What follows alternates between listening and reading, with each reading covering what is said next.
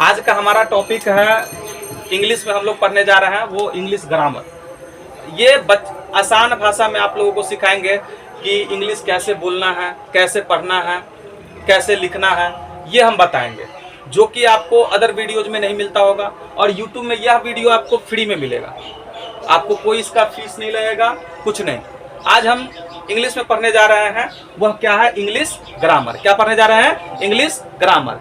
English grammar क्या होता है? देखिए, जो भी भाषा आपको हिंदी हो, इंग्लिश हो, संस्कृत हो, तो उसके बोलने के लिए हमें क्या जरूरत होती है? फॉर्मूला की जरूरत होती है। उसी हिसाब से इंग्लिश हमको सीखने के लिए इंग्लिश ग्रामर जानना बहुत ही जरूरी है। तो आज का टॉपिक है हमारा इंग्लिश ग्रामर। इंग्लिश ग्रामर किसे कहते हैं? जिससे हमें इंग्लिश में शुद्ध पढ़ना, लिखना और बोलना आ जाए, उसे हम इंग्लिश ग्रामर कहते हैं। देखिए, इंग्लिश ग्रामर के 5 भेद होते हैं। कितने भेद होते हैं? 5 भेद होते हैं। पहला आपको हो गया ऑर्थोग्राफी।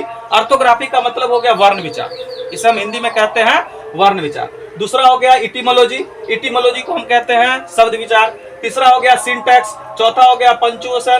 पांचवा हो गया प्रोसोडी। क्या हो गया? प्रोसोडी मतलब छंद विचार। अब 1 बाय 1 करके हम जानेंगे कि ऑर्थोग्राफी क्या है, इटिमोलॉजी क्या है, सिंटैक्स क्या है, पंक्चुएशन क्या है, प्रोसोडी क्या है। ऑर्थोग्राफी देखिए, इसका नाम में ही डिफिनीशन है। क्या है? नाम में ही डिफिनीशन है। ऑर्थोग्राफी मतलब वर्ण विचार, यानी कि इसमें हमें किसके बारे में पढ़ना होगा? वर्ण के बारे में पढ़ना होगा। किसके बारे में पढ़ना होगा? वर्ण के। तो ये हिंदी में वर्ण, हमको तो अभी इंग्लिश में पढ़ना है, तो इंग्लिश में हम इसको बोलते हैं लेटर। ठीक है। दूसरा है शब्द विचार। तीसरा है सिंटैक्स मतलब वाक्य विचार। चौथा है पंक्चुएशन मतलब चिन्ह विचार। और पांचवा है प्रोसोडी मतलब छंद विचार।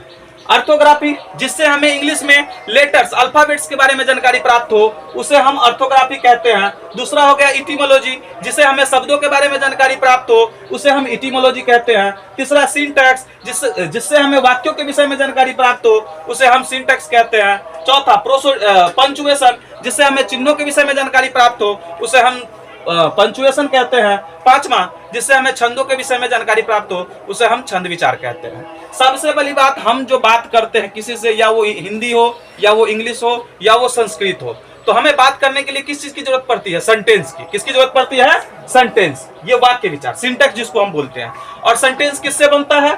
शब्दों से। सेंटेंस किससे बनता है? शब्दों से। और शब्द किससे बनता है? वर्णों से। और एक कंप्लीट सेंटेंस के लिए हमें चिन्ह की भी जरूरत पड़ती है, और ये छंद की भी जरूरत पड़ती है। ठीक है। अंग्रेजी के जितने सारे वर्ड्स हैं, सभी इन्हीं के अंतर्गत आता है, इन्हीं 5 के अंतर्गत आता है। पहले ऑर्थोग्राफी हमने आपको बता दिया है कि क्या होता है? वर्ण विचार, जिससे हमें इंग्लिश में अल्फाबेट्स के बारे में जानकारी प्राप्त हो, उसे हम ऑर्थोग्राफी कहते हैं। और इंग्लिश में अल्फाबेट्स की संख्या कितने होते हैं? 26। कितने होते हैं? 26। और वो 26 कौन सा है? जो आप बचपन से पढ़ चुके हो, ABCD जो होता है, ABCDEFGHIJKLMNOPQRSTUVWXYZ। यही तो है अल्फाबेट्स, यही है ना।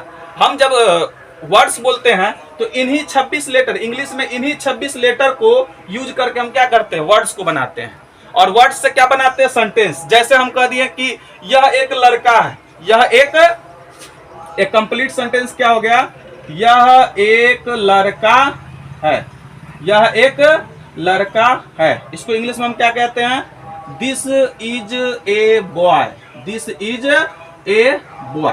देखिए, दिस किससे बना हुआ? लेटर से मिलकर बना हुआ है। अल्फाबेट से, ये जो इंग्लिश का ABCD है, उसी से मिलकर बना हुआ है। दिस इज भी उसी से मिलकर बना है, ए बॉय। और जब सभी को हम कंबाइन कर दिए तो यह क्या हो गया? एक सेंटेंस हो गया। क्या हो गया? सेंटेंस। लैंग्वेज हम आपको पहले ही बता चुके हैं। लैंग्वेज जो भाषा होता है, भाषा क्या होता है? तो उसके जरिए हम एक दूसरे से बातचीत करते हैं। क्या करते हैं? बातचीत करते हैं। तो ये आपको समझ में आ गया ऑर्थोग्राफी किसे कहते हैं, जिससे हमें वर्णों के विषय में जानकारी प्राप्त हो। दूसरा हो जाता है इटिमोलॉजी।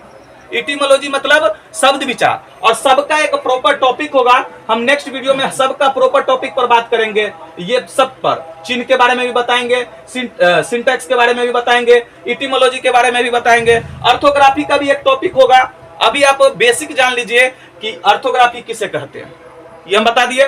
इटिमोलॉजी क्या है ये भी बता दिए कि जिससे हमें शब्दों के विषय में जानकारी प्राप्त हो, वर्ड्स के बारे में जानकारी प्राप्त हो। वर्ड्स क्या है, जो भी वर्ड्स है, वर्ड्स हो गया कैट, डॉग, जो भी वर्ड्स हो वह सब इटिमोलॉजी हो गया। सिंटेक्स क्या है तो हम बता दिए, this is a boy, sentence, वाक्यों के विषय में जानकारी प्राप्त हो, सेंटेंस के बारे में जानकारी प्राप्त हो, उसे हम सिंटेक्स कहते हैं। पंचुएशन, पंचुएशन क्या होता है, चिन्हों के विषय में जानकारी प्राप्त हो, जिससे हमें इंग्लिश में चिन्हों के विषय में जानकारी प्राप्त होगा उसे हम पंचुएशन कहेंगे। चिन्ह क्या होता है, फुल स्टॉप हो गया, कॉमा हो गया, इसको हम कहते हैं फुल स्टॉप। चिन्ह को जानना बहुत जरूरी है, ठीक है। ये क्या हो गया, कॉमा। ये क्या हो गया, साइन ऑफ इंट्रोगेशन। क्या हो गया, साइन ऑफ इंट्रोगेशन। ये क्या हो गया, हाइफन। क्या हो गया, हाइफन। ये क्या हो गया, sign of exclamation, sign of exclamation. तो इस सब के बारे में हम डिटेल्स में चलेंगे। अभी के वीडियो में आपको यही है। नेक्स्ट वीडियो देखने के लिए आप लोग हमारे चैनल को सब्सक्राइब कर लीजिए ताकि अच्छी अच्छी वीडियो हम आपको बना कर दें, ठीक है। उतार लीजिए, इसको नोट डाउन कर लीजिएगा कॉपी पर और पढ़ लीजिएगा। आप लोग इसका डिफिनीशन आप उतार लीजिए, वीडियो को पॉज करके उसके बाद इस सारे डिफिनीशन को उतार लीजिए और चैनल को सब्सक्राइब कर लीजिए ताकि इसका नेक्स्ट वीडियो आपको नोटिफिकेशन मिल जाए।